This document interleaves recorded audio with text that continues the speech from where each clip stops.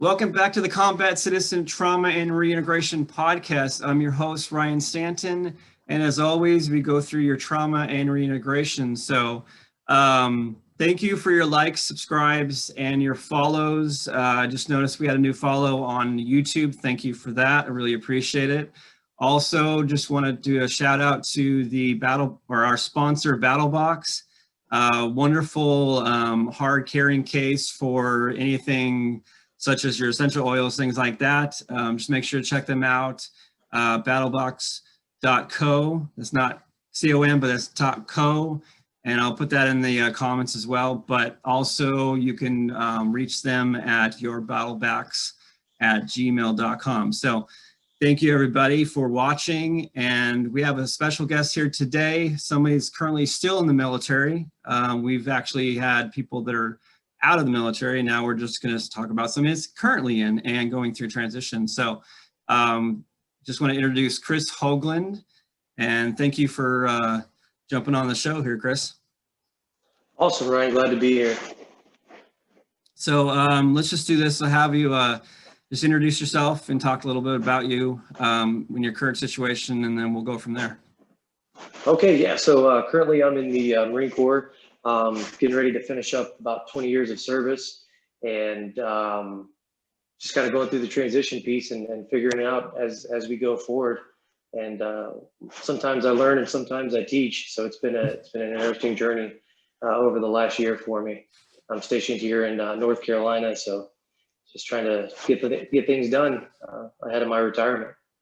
Sure. Yeah. I bet it's a kind of an interesting ride being on the end of your career. Yeah, it's different. You know, you think about it for years and years, and then when it becomes a reality, it's like you get into this time warp, and all of a sudden, you know, what seems like so far away is on your doorstep.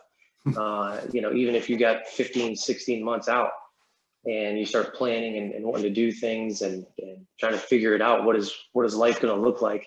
And then, of course, in today's world, even that has done a backflip in the last almost year now. So it's definitely an interesting time. Well, you were mentioning in our first talk was, you know, the idea of being remote and doing that and trying to, you know, be in your position. You know, I guess we want to talk a little bit about that as just how that's kind of impacted your work and all. So in the beginning, back in March, my whole office that I work in, we all went remote for about 2 months. And actually for me, and I know everybody's experience is different, for me and my team, it was great because we were allowed to streamline things. A lot of the excess meetings were kind of cut out. I found that my folks were cutting out some more time to exercise and do more like mental and physical health kind of things for themselves. Spend some more time with their family in some cases. So the remote work aspect of it for that period of time was interesting, and I'm glad I had that experience because as I transition out and I go into the civilian world, there's more remote opportunities popping up. And so that's something that I could talk about where I was able to thrive in this kind of unprecedented environment for a lot of folks. So that could be you know, a key, hey, something that's cool about me, you know, when I'm sitting in front of a potential employer. Sure. Yeah, no, that makes a lot of sense because in this day and age, there's a lot of shifting going on.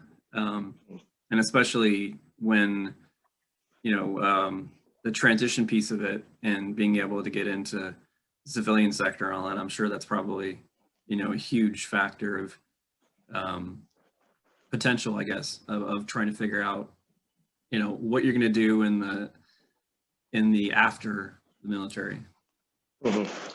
Yeah, you know, in my journey, I've learned about various web-based platforms that allow people to communicate.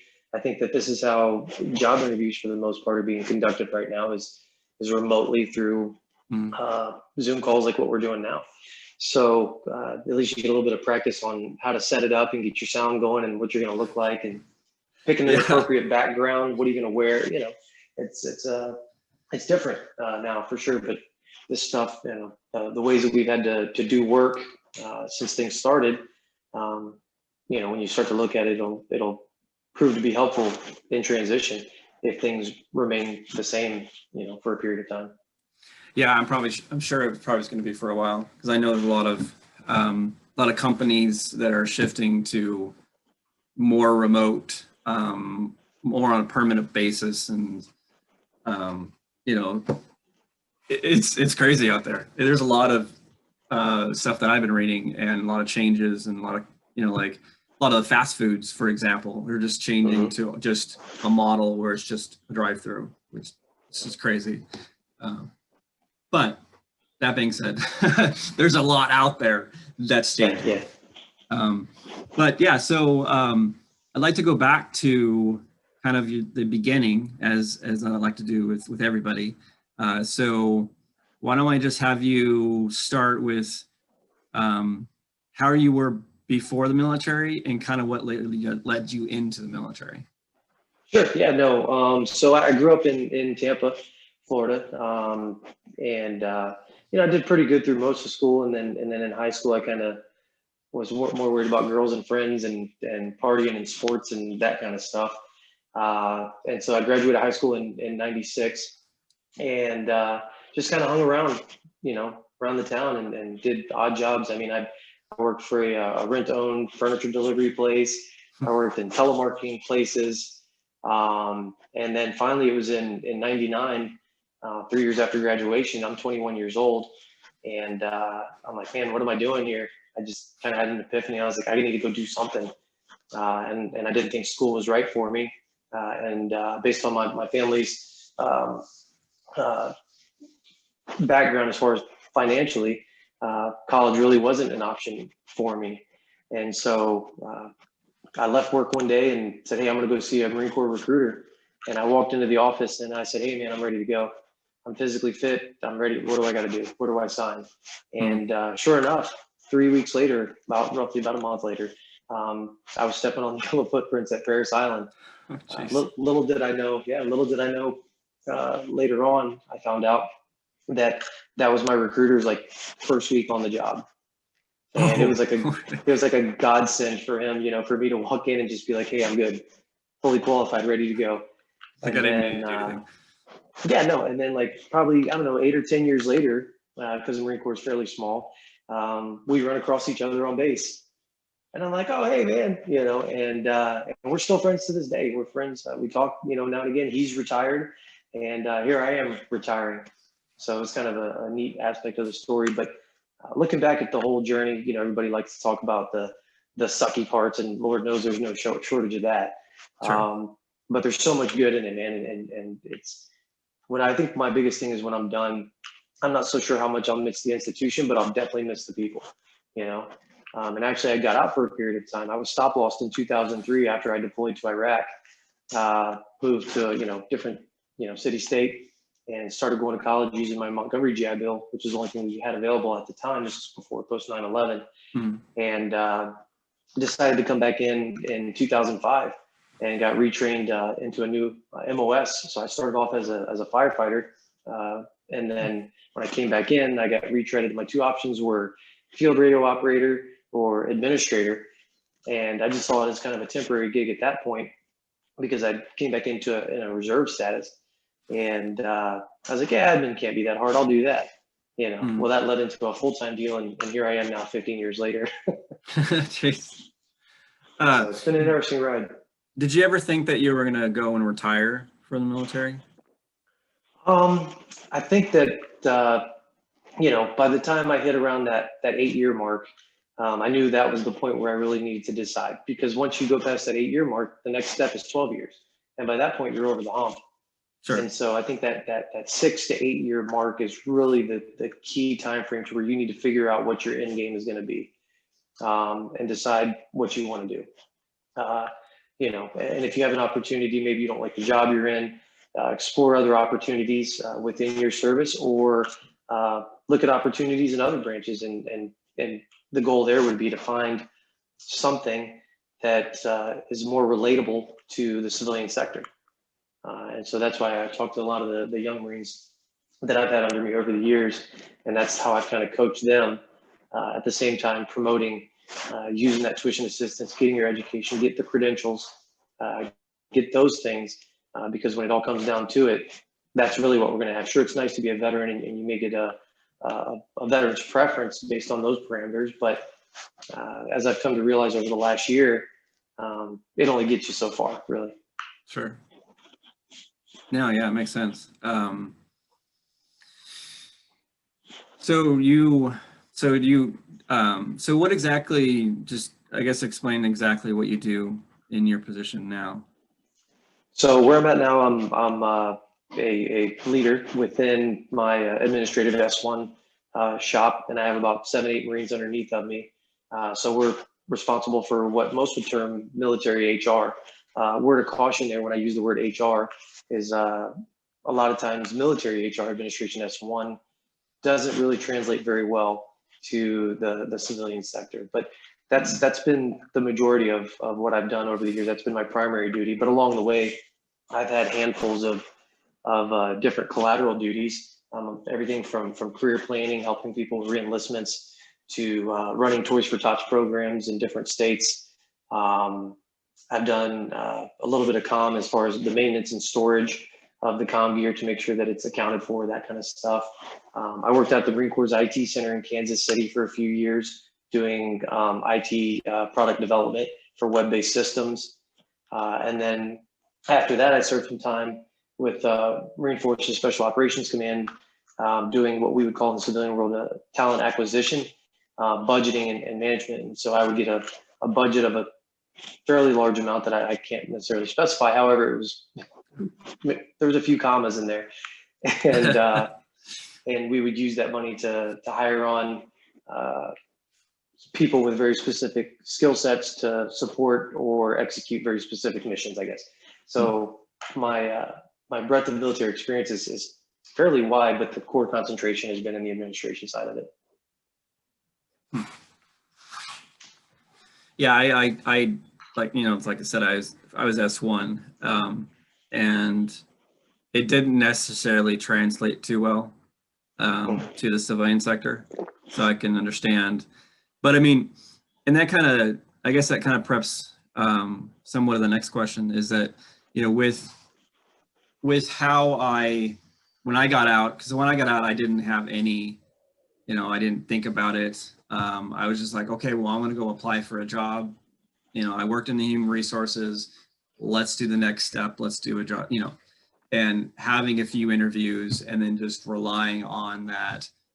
Hey, I'm a veteran, hire me. And yeah, that's not exactly the best route to go. Only because, I was like, well, I have all this experience. I have this, military experience. I have this human resources experience.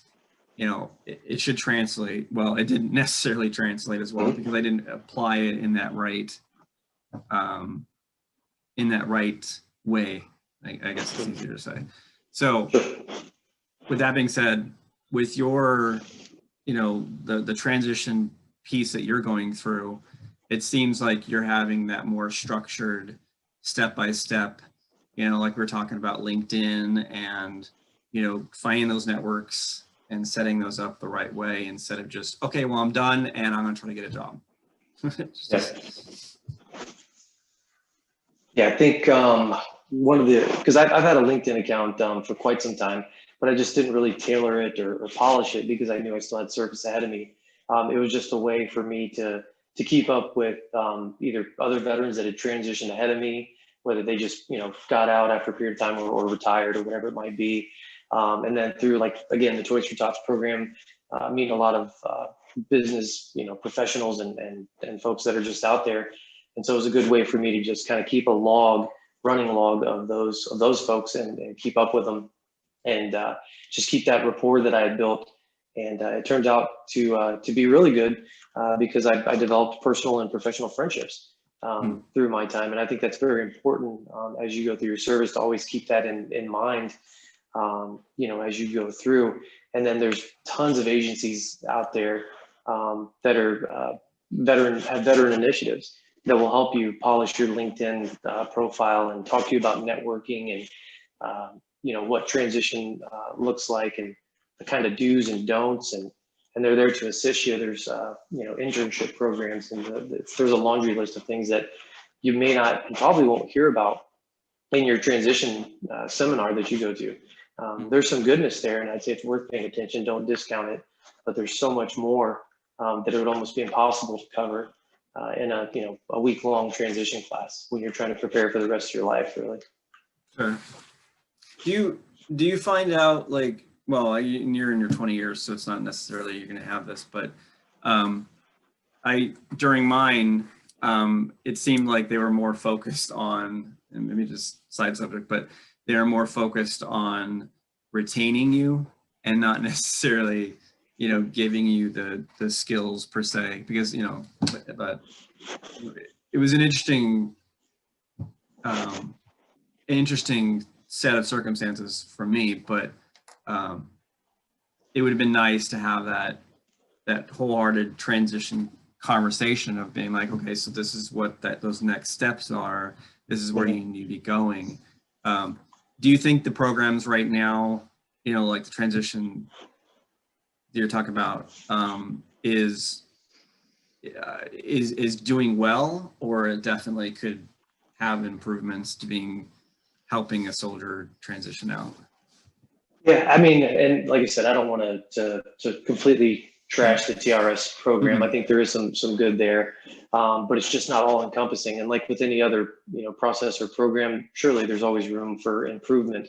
And I think as it grows and the people learn more, and there's different initiatives out there, hopefully they start integrating some more of that LinkedIn presence and the other resources that are out there to help you find gainful and meaningful employment as you go along. So I guess the short answer is I think it's good. Could it be better?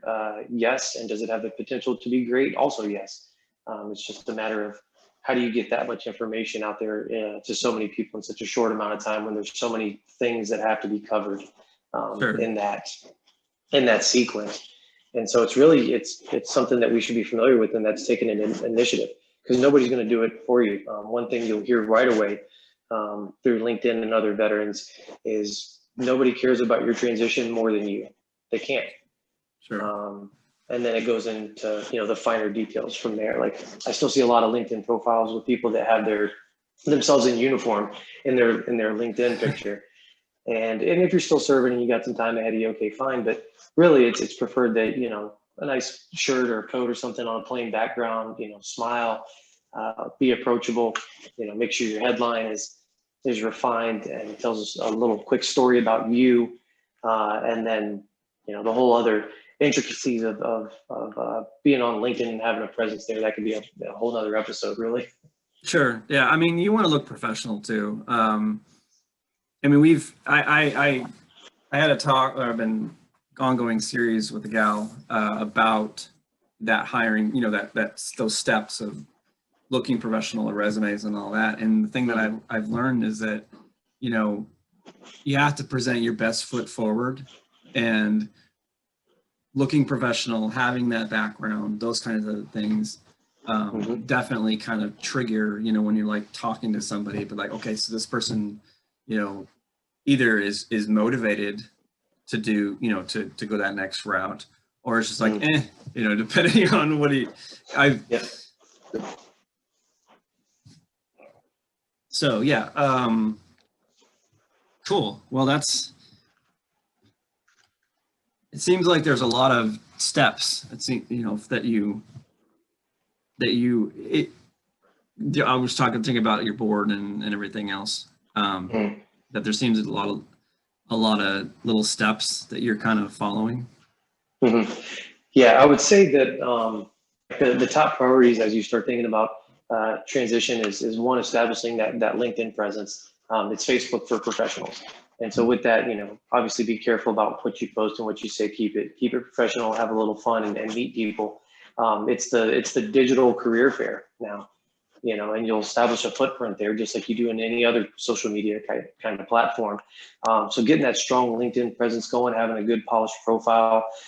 From there, you can go into starting to build a resume And there's companies out there that'll help you with that for free. They'll review it. They're professional resume writers. Shameless plug, Hire Heroes is who helped me do mine. And then the second thing I would say with that is get a mentor. And there's people out there that'll help you find a mentor. Betterati, there's a host of them. I'd have to write them down to remember them all. But you can go out there and they'll link you up with somebody who's in the career field that you want to go into. And more than likely they'll be a veteran as well. And they'll mentor you, they'll coach you, and they'll say, hey, this is what it's like. These are things you need to look at. And then they'll start pointing you towards places where there's, checklists. If you write out all the things that you have to do in transition and you say you plan it for a 15-month window, the list just keeps kind of going longer and longer and longer as you learn more. And so the one of the methods that I use based on some of my agile experience is to put together what's called a Kanban board. And basically it's divided up into 3 columns, and it's, to do, doing, and done. And so you can, say, hey, I got 80 things I need to get finished before I punch out. And these are the 10 most important. So I'm gonna put those 10 things in my to-do pile. And then as you finish something from that pile, you move it into the doing column, right? And then once it's done, you put it in the done. And it kind of helps you organize the chaos. And for me, that's been really helpful. And again, there's resources out there with different versions of that same checklist of all the things that you need to do. Everything from something as simple as getting your security clearance letter to take with you to go and to do a will and power of attorney, to filing your VA claim 6 months out, which is something else you can do. So there's just a lot of stuff out there, but it's good to organize it and kind of make yourself a plan of attack, and then just eat the elephant one bite at a time. And however that looks for you or others, it's up to you, but nobody's going to do it for you. That's for certain. Oh, sure. Yeah, definitely. I mean, what was it? A conversation I was having with a couple of friends last night about motivation versus talent, and when you actually want to get something done, having the motivation to get it done, it goes a long way, and it kind of goes with just being you, and not having if you want to get it done, you have to be motivated to get it done, and versus having somebody else say you got to get this done, and you're like, it's not anyway. Try not to go too much with that, but cool. God, we could really unpack a lot of information here. Yeah, there's tons that you can cover. Another thing too is, I think along the way, transition is stressful.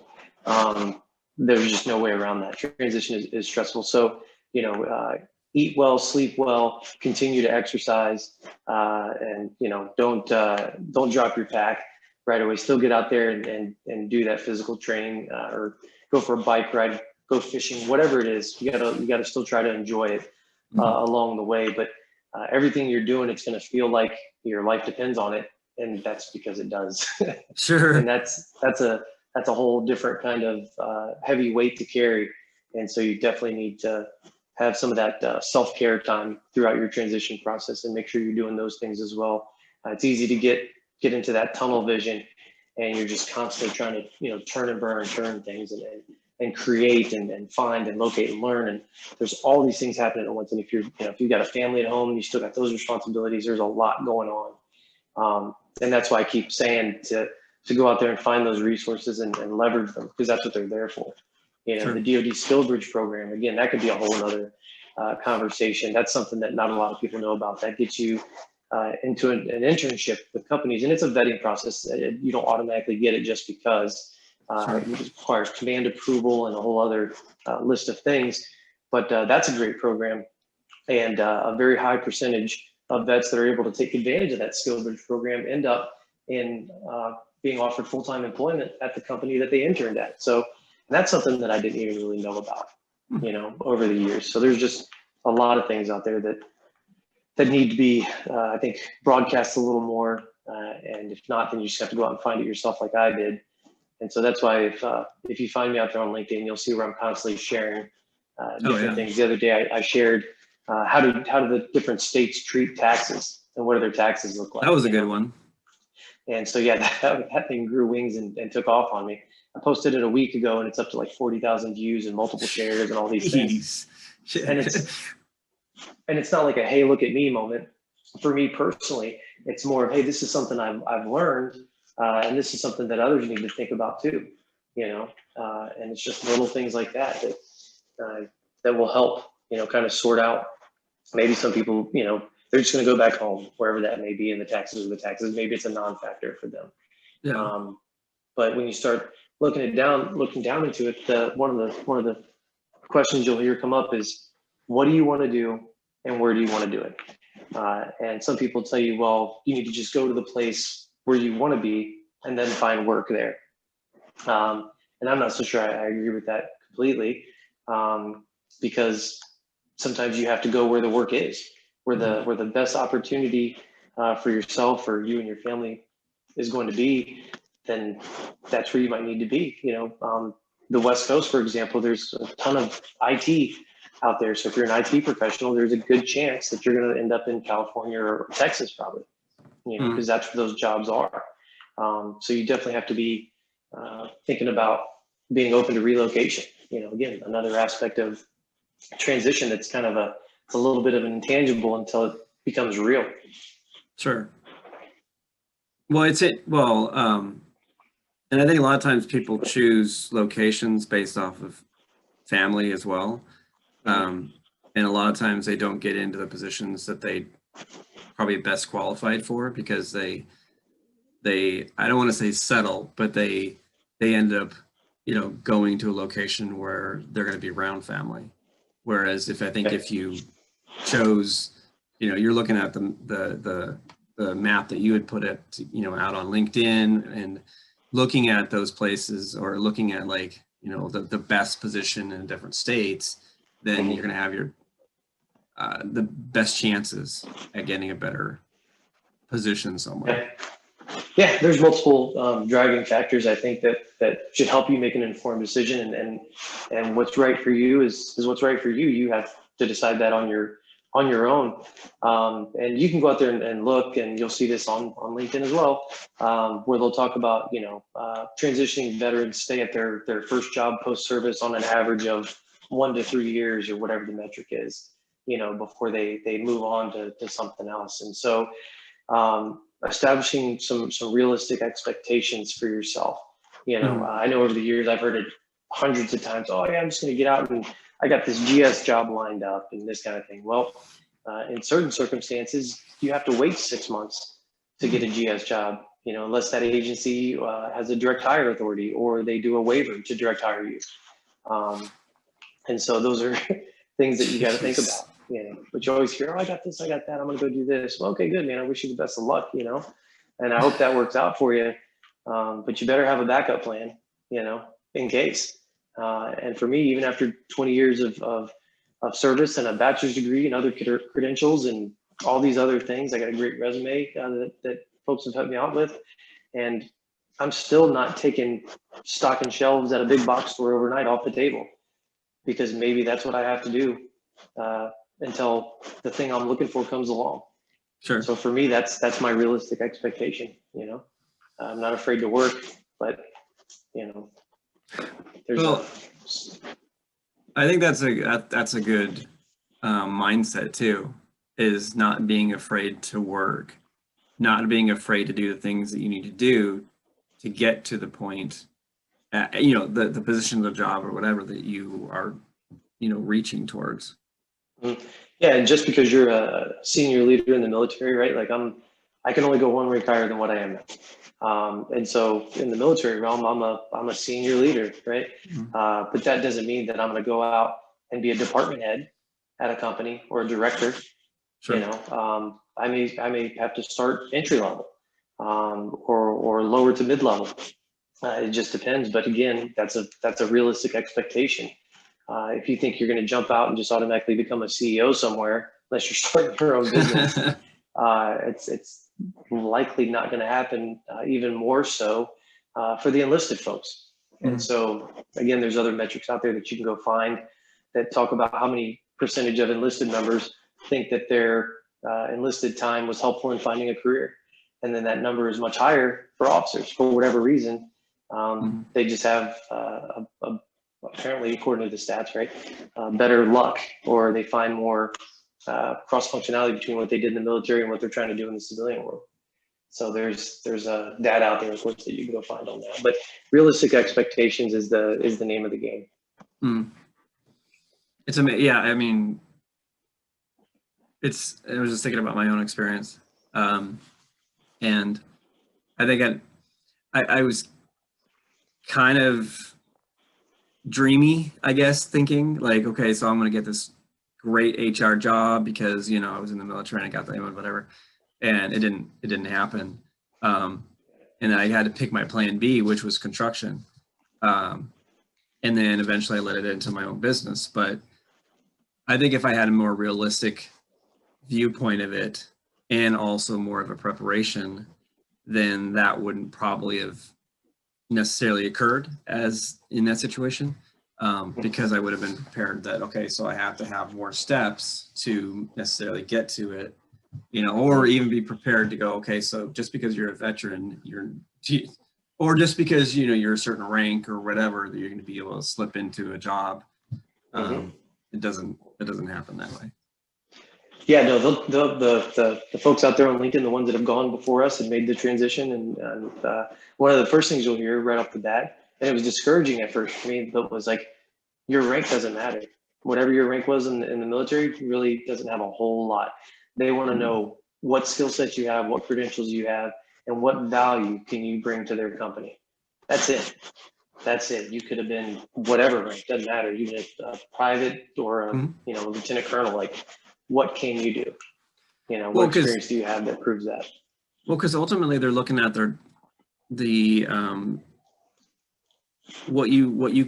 obviously what you can bring to the table, but then, you know, what you can do to improve their situation or improve the company, you know, build the company. And I understand your rank doesn't do anything for that at all. No. So one thing that was surprising, if you go out to, I think it's Feds Hire Vets, I want to say it is. You can go out there and you can actually punch in your MOS number into this, and it'll generate a list of jobs for you. And so I went out there and punched in a few different MOSs I had. And I mean, it was a long list, but a lot of it was like, you know, front desk person at this oil change company. And it's like, wait, what? Yeah, like, you know, but I think it's maybe just showing you potential, you know, all opportunities are out there. But if you want to get kind of a reality check, go out there and punch your MOS into one of those job that has that field and see what it brings back. Right now, there's a lot of careers in cyber and IT. I see a lot of vets jumping into getting their project management certifications, PMP. But even then, you know, if you look at PMP jobs that are advertised, they want you to have X number of years of experience leading large scale projects. And in some ways, you've done that in the military. You just got to know how to frame it the right way to be able to show those metrics and, you know, what the goal of the project was, what you did, how you engaged with others, and then what the end state of it was. And hopefully you're demonstrating a successful result. Sure. And so while nothing's impossible, again, it comes back to having that realistic expectation, being able to translate your military experience into ways that civilians can understand it. And that's what those agencies are out there for, is to kind of help you navigate those waters. Because, you know, the military is full of acronyms. If you start throwing acronyms in your resume, they're not going to, yeah, they're not even going to look at it, or they're going to maybe put it in a different pile or something. I don't know. Yeah. I mean, your first step in throwing that resume out there is getting it past the automated system that tries to plug out those keywords, or pick out those keywords from the job description, right, and duties and qualifications, and then what you have in your resume. And it's got to make it past that first, you know. And so you've got to learn that you can't just shotgun blast your resume out there to 800 companies and expect something to happen. Like, you literally have to go out there and read the job description and tailor your resume to that job. And if you go through and you start to find that you're having a hard time, you know, establishing those things, then maybe rethink the position of where you're at, and try to figure out, okay, am I really qualified for this job? There's so much to it, and there's just tons of information, but there's people out there that will help you figure out how to do these things. And that's probably the most important message that I could get across today is get out there, get that LinkedIn going, start to make some professional relationships, start learning from others, do just gathering information, and start to learn how to apply it. And, through some hard work and some effort, I think we'll all come out for the better in the end. Sure. Yeah, no, it's, there's definitely a lot of things that, we transitioning soldiers can be doing. And it'd be nice, as we've talked about, getting that information out. And so, yeah, I actually have one more question I was thinking about. So, and this is kind of goes back to military experience and that kind of thing. And one of the things that I am kind of interested in is mindset. So before you got in the military, before you got in the military and now, do you definitely see like a difference in how you think overall, like between being out of the military and in the military? Yeah, definitely. Just through exposure to people from different cultures and backgrounds and experience levels. I mean, there's value to be had there. The ability to perform some critical thinking in short order, pretty quickly. Learning to not only identify a problem, but also have a solution or multiple solutions. A lot of that, that's ingrained into you throughout your military service is valuable. That's the part of being a veteran, I think, that starts to add value to you as a potential employee of a company.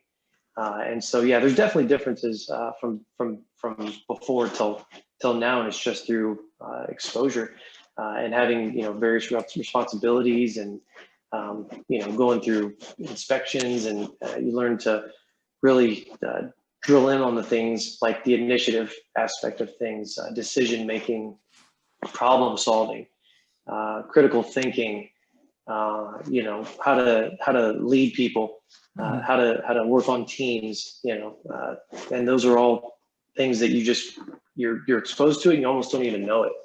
Right. But it's something that you can advertise as value. This is something I've learned. These are kind of intangible skills, being able to identify a problem and come up with multiple solutions. There's not a credential for that. That's just something you know how to do. So yeah, there's definitely a difference from, being younger, obviously, and really getting out and getting exposed to the world and different environments and people and situations that change the way you think about things, and never forget that. That's a bonus of being a veteran, is that you have those skills. Sure. Oh yeah, definitely. It's amazing how much stuff we have in our brains that could be used if we knew exactly how to translate that into the civilian sector, or even just anywhere, excuse me.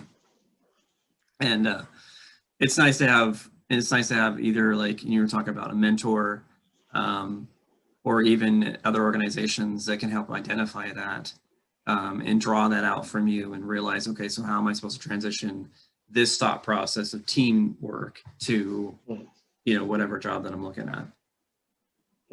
Yeah, there's skills there. Soft skills, I guess, is what they would call them. But through that resume building process and talking to others again, just networking with other veterans that have gone before you, they'll start to paint a much clearer picture for you. And it's part reality check, it's part education, and it can feel disappointing and discouraging at times, but it's just part of that evolution that you have to go through.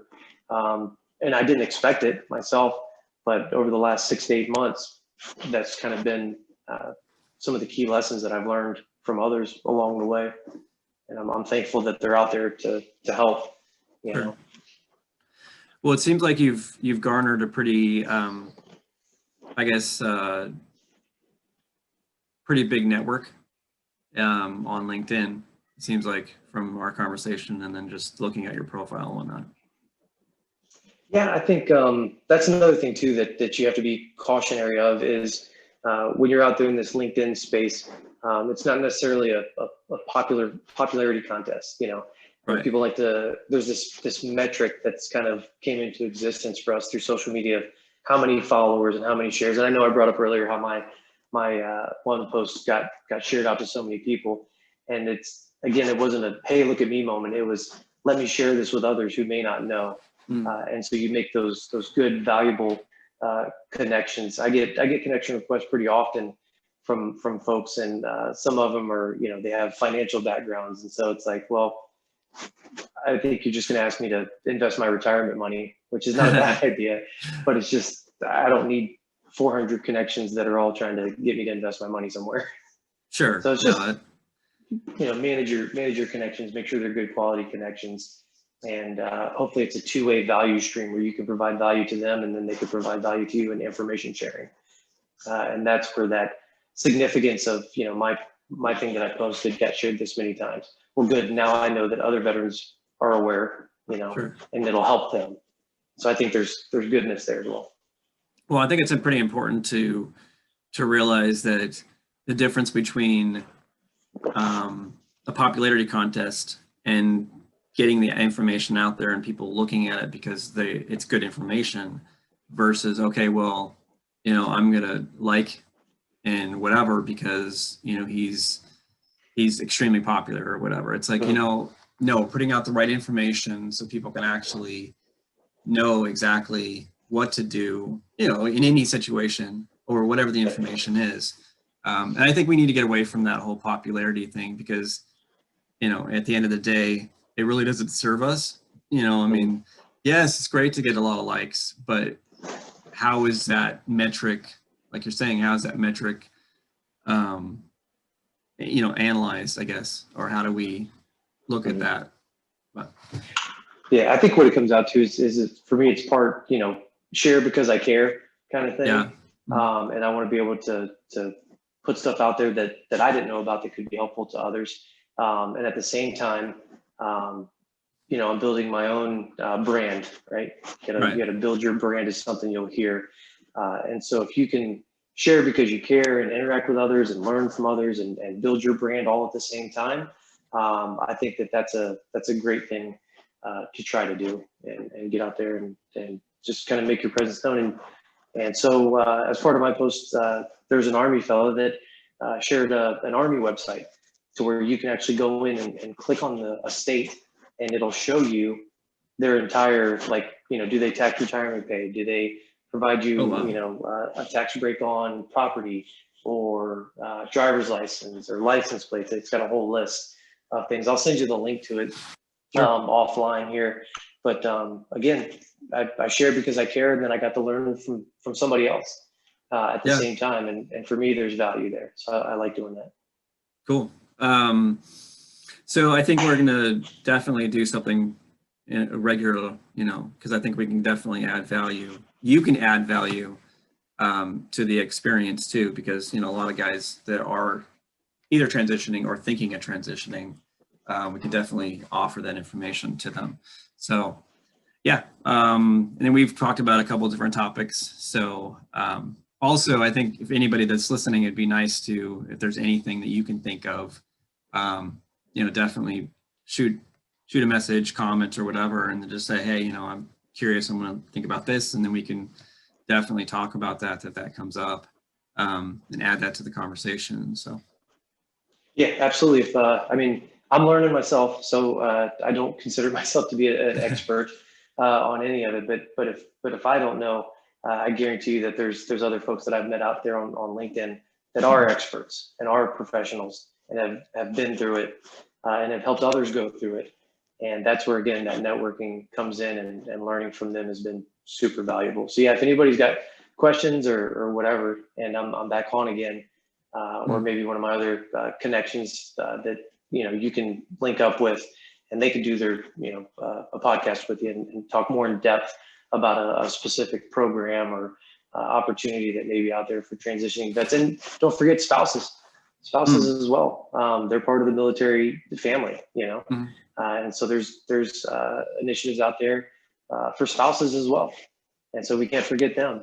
Our husbands, wives, significant other, however you want to term it, they matter too, because it's also their life. Sure. And so there's goodness in that as well.